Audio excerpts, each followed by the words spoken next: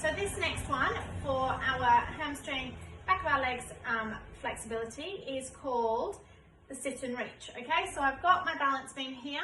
I'm going to put my feet against the end of it. I'm going to stretch up just like we did before, and I'm going to reach forwards. And I've got Patrick here, my helper, and he's got a piece of chalk in his hand, and he's going to see how far I can reach. Now, if you use the same thing every time, the more times you practice this, the further you might be able to reach. Okay, so I'm going to stretch up, Patrick, and I'm going to reach forwards, and he's going to mark when the tip of my fingers up. Okay, so that was my first try. Now this time, I'm going to see if I can get further. Doesn't need to be an exact science, Patrick. All right, that was my first time. He's written F for my first time, so I'm stretching up, and I'm reaching forwards. Okay, and I got a good 1.5 inches or 2 centimetres further than last time, which was good, my second time. Okay, and I'm going to do my third time. Ready, stretch up.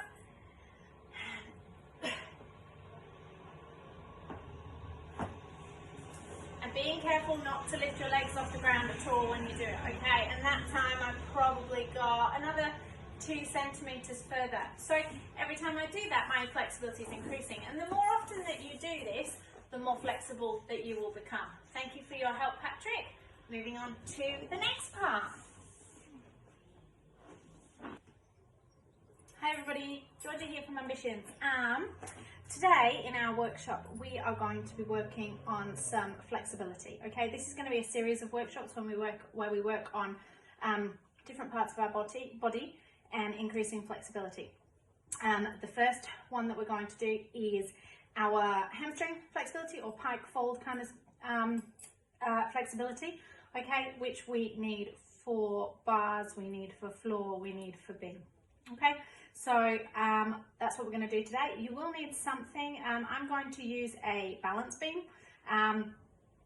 just something to sit and reach past. Okay, so if it can be reasonably narrow and you can reach past it, a shoebox would do, a small stool would do, something like that. Okay, so we're working on the flexibility down the back of our legs. Okay, so we're just going to warm our bodies up a little bit. Okay, so we're going to do a common warm up that we do, which is our bob stretch. So feet nice and flat on the floor, hands next to our feet. Our heels will come off a bit, but when we go bob, and then when we straighten our legs, our heels go back on the floor and our hands stay nice and flat.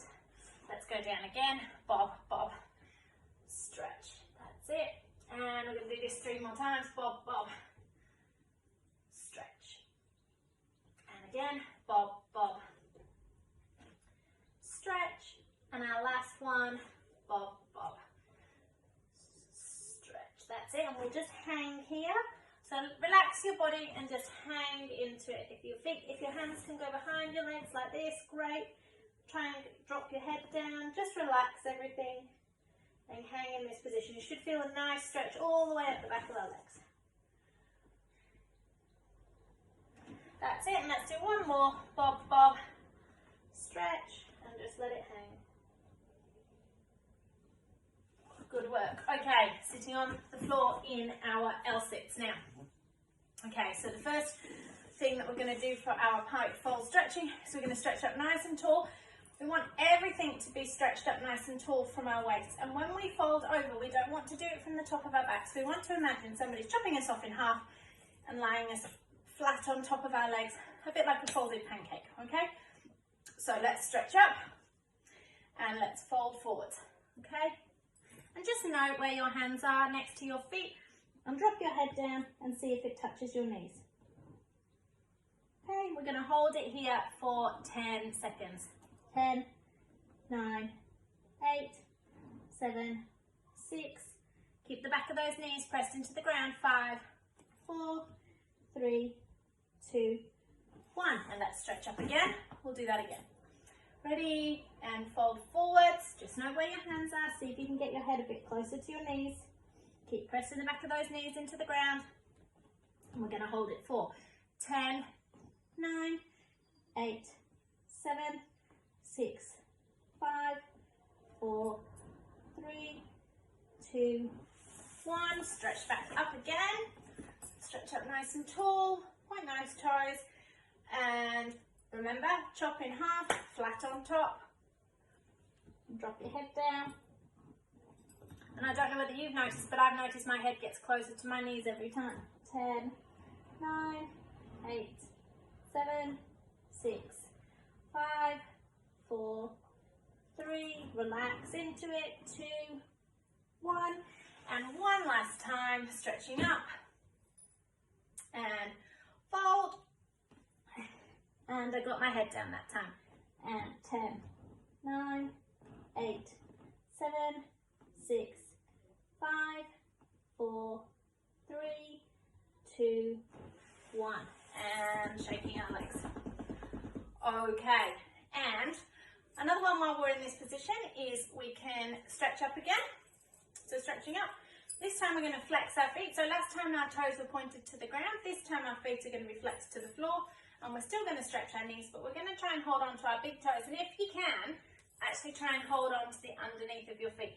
Okay, and grab them right by the sides and then pull back like this. Okay, that's it.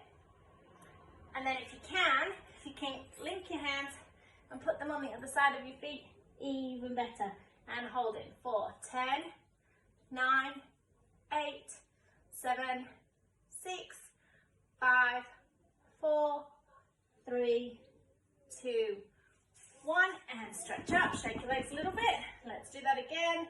Link our fingers, put them around the bottom of our feet, flex our toes, and 1, 2, 3, 4, 5, 6, 7, 8, 9, 10, and stretch our legs, shake our legs, stretch our backs. Last time, flexed feet, link our hands, put them around the bottom of our feet, and head down, and pull your toes back.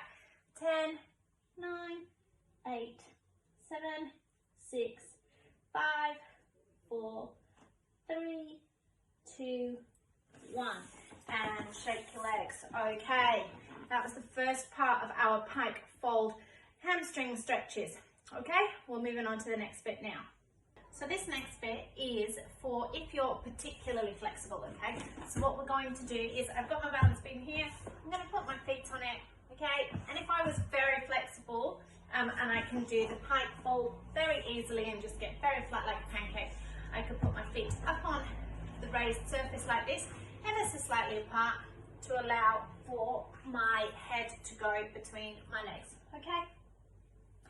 I'm not that flexible, so I can't do that one, but it's actually a good one to do with your legs together. If you grip the other side of the beam, okay, you can actually pull yourself into your pike fold a little bit more. It's also getting a nice stretch through the back of the knees that you might not always get on the floor, okay? So that's the next part. The last bit that we've got is you're going to need to be standing against a wall, okay? So we're going to do that now. Okay, so for this one, I've got my wall here, like this. All right, so the idea is that we stand with our feet and our bum right against the wall, and we bend forwards without our bottoms coming off the wall, okay? I can't do that, so maybe I'll start a little bit further away and see if I can do it. And then I'll inch my feet back ever so slightly, and then do it again. That's it.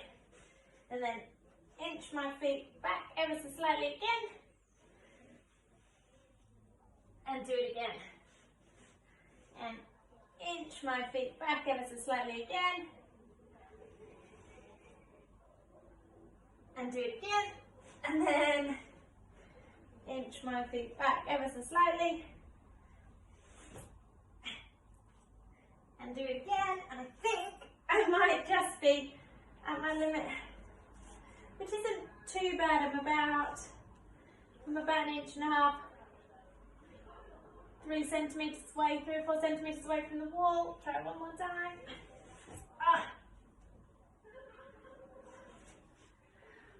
Okay, so that is our hamstring flexibility workshop. There are lots more things that you could do, but those are just a few that you can do at home during this time. to increase your hamstring and your pike fold flexibility, which is going to benefit your gymnastics in lots of ways. Hope you've enjoyed this short workshop. See you soon, guys.